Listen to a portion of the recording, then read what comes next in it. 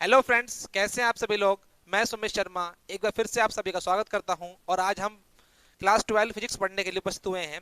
आज हम बात करेंगे आप मिरर फॉर्मूला या दर्पण के लिए सूत्र।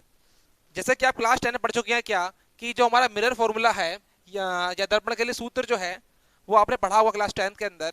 1/f is equal to 1/v plus 1/u।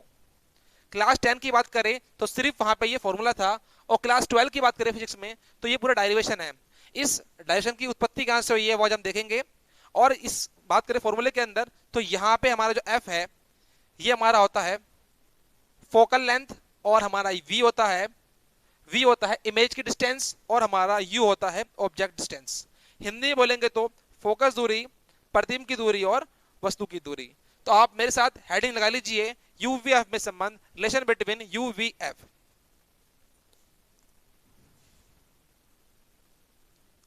सबसे पहले क्या करेंगे यहाँ पे हम, सबसे पहले मैंने यहाँ पे एक अवतल दर्पण कॉन्वेक्स मिरर बनाया जिसका पोल पी यानी कि ध्रुव पी है, और मुख्य focus main focus F, centre of curvature capital C है, और ये सारा इसका प्रिंसिपल एक्सिस होगा। हमने क्या रखा, हमने यहाँ पे कोई ऑब्जेक्ट रखा जिसकी हाइट ओ ओ डैश है, और हम जानते हैं अगर कोई प्रकाश की लाइट रे मुख्य अक्ष के समांतर चलेगी तो आफ्टर रिफ्लेक्शन, परावर्तन के बाद वो फोकस से होके जाएगी। फिर हमने क्या करा, एक लाइट रे हमारी किससे गई, सेंटर ऑफ कर्वेचर से गई, और वो टकरा के सेम टू सेम ऐसे उसी पाथ पे वापस लौट जाएगी।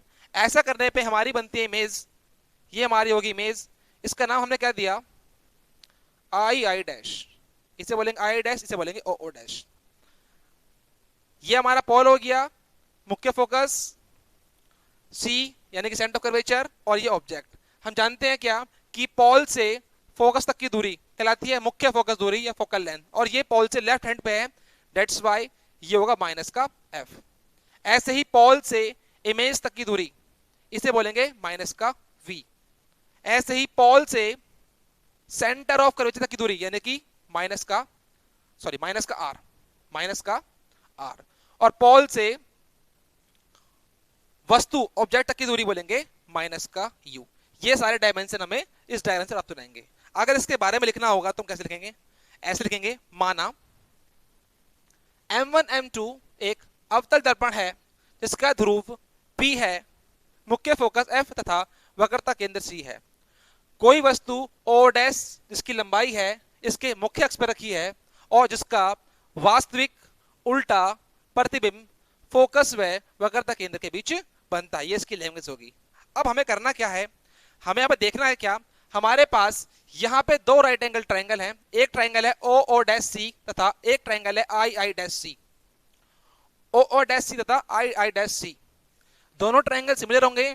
क्यों होंगे देखते हैं जरा। ये एंगल 90 डिग्री का, ये एंगल 90 डिग्री का, और इन दोनों एंगल की बात करेंगे तो दोनों एंगल कौन से होंगे हमारे, ये हमारे होंगे वर्टिकल अपोजिट एंगल या शीर्ष अभिमुख कोण। इसी वजह से एंगल एंगल कॉन्ग्रुएंसी से ये दोनों कैसे होंगे, हमारे सिमिलर ट्राइंगल होंगे। तो यहां लिखेंगे क्या,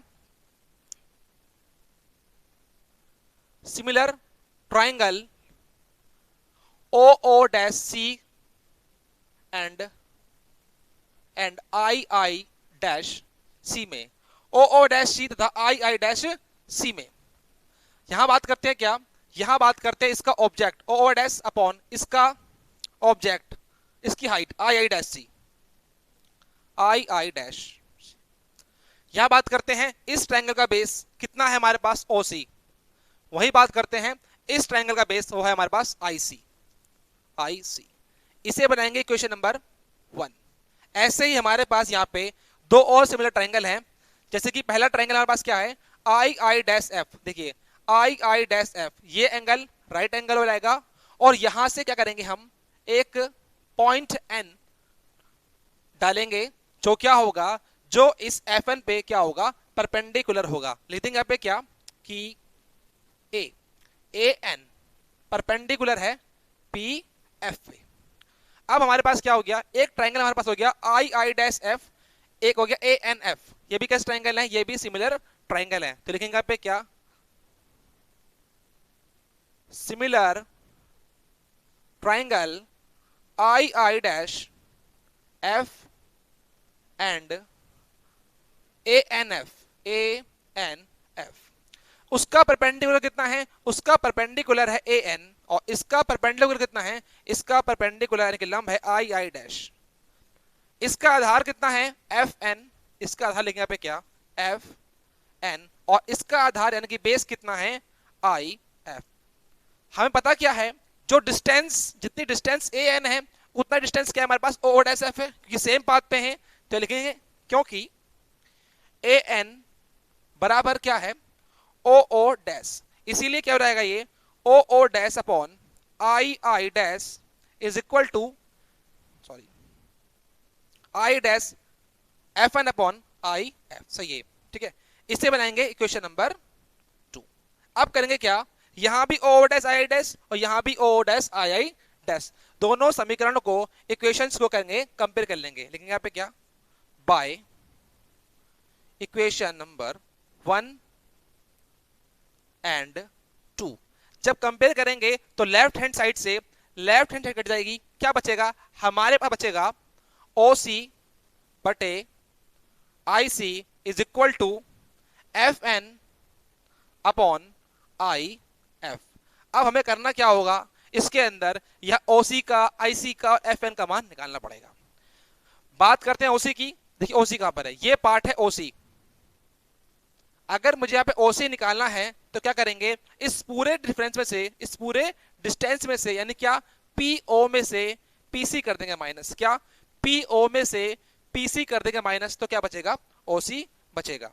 तो क्या लिखेंगे इसे पीओ माइनस पीसी अपॉन, हमें चाहिए आईसी, देखो आईसी कहां है, ये पार्ट है आईसी।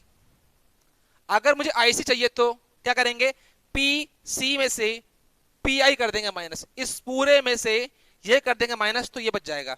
तो क्या लिखेंगे इसे P C minus P I, P C minus P I. इसके बाद एफ एन क्या है, ये एफ एन, ये एफ एन जो है ये पी एफ के इक्वल होगा। एफ एन क्या होगा, ये इस पी एफ के इक्वल होगा। क्यों होगा, क्योंकि ये एन पॉइंट इस पी के बहुत नजदीक है, जो कि एनपी मेजरमेंट करने के लिए योग्य नहीं है, इसीलिए इस एनपी को बोल देंगे क्या, एफ एन को बोल देंगे क्या, इसको पीएफ ही बोला जाएगा, पीएफ। लास्ट में आईएफ, ये है हमारा आईएफ। अगर आईएफ निकालना है तो फिर से वही काम, पी आई में से पी एफ कर देंगे माइनस, क्या करेंगे पी आई में से पी एफ कर देंगे माइनस। अब क्या करना है, यहां पे हमें इनकी वैल्यू पुट करनी है। अगर आपने डायग्राम बना लिया हो तो इसे मैं रफ कर देता हूं।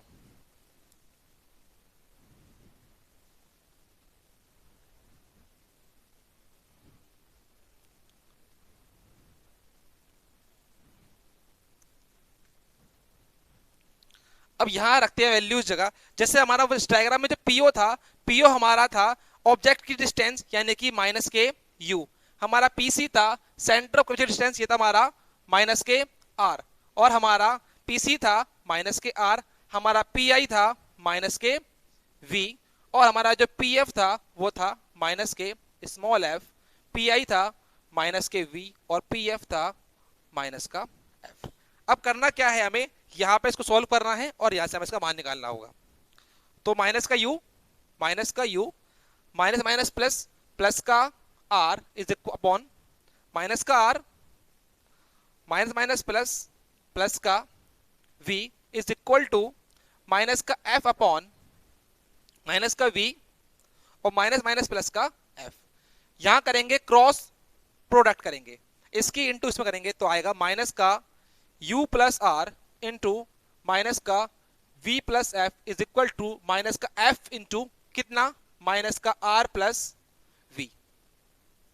अब इसकी इंटू इसमें माइनस माइनस प्लस, तो कितना आ जाएगा हमारे पास, ये uv minus plus minus uf plus minus minus rv और प्लस प्लस प्लस rf, ऐसे into minus minus plus fr minus plus minus का fv। अब ये rf से rf कट जाएगा, rf से rf कट जाएगा।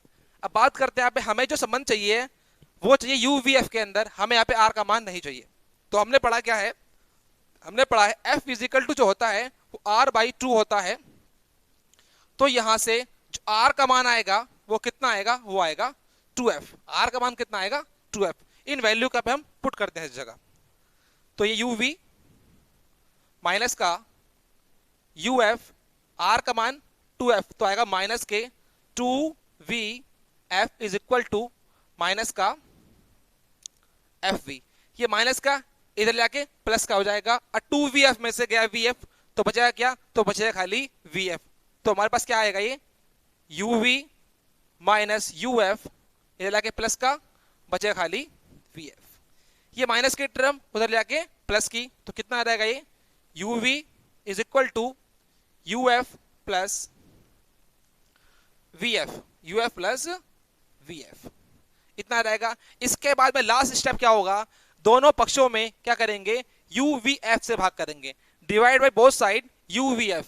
देखेंगे यहाँ पे क्या इंग्लिश में, दोनों पक्षों में uvf से भाग करने पर क्या करेंगे, यहाँ पे दोनों पक्षों में uvf से भाग करेंगे। आपने नोट कर लिया, और रेफर देता हूं मैं, जरा नोट कर लीजिए जरा।